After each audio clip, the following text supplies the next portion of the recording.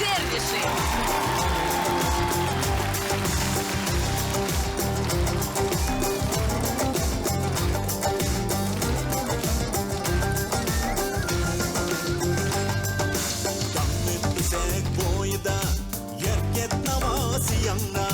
Meşrepte uzun akşam Günde çap çap uzada Kıllar gibişler aram Tanga salbin sebası Kılar akşam ha evet Olgaç eydük mesası Bugün meşrep berigen Destihanda berigen Aziz şukum Ahmet'im ey Mana daim umedet Ayna bey gelin dostlar Anlaşıldım gayet gel Ezişildim dahil bin Cadim bey Olgandayım berike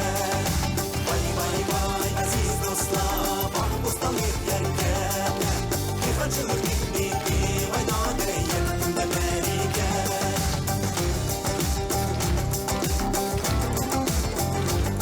Кумар, ради чудес люди готовы ехать на другой конец света. И это правильно.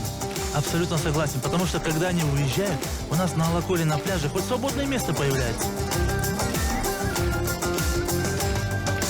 Benim aynım Armeni Pervazıda geçtim Benim hem buna bulan Nazım Xezer'de bektim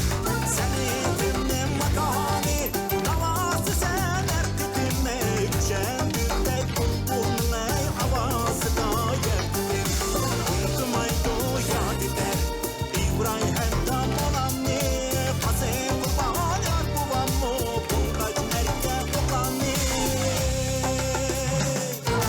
Ayda beklerim dostlar Anlaşıldım gayet gel Ezişildim dahil bin Canım ey Olgandayım berike Vay vay vay aziz dostlar Bakıp bostanlık yer gel İhancılık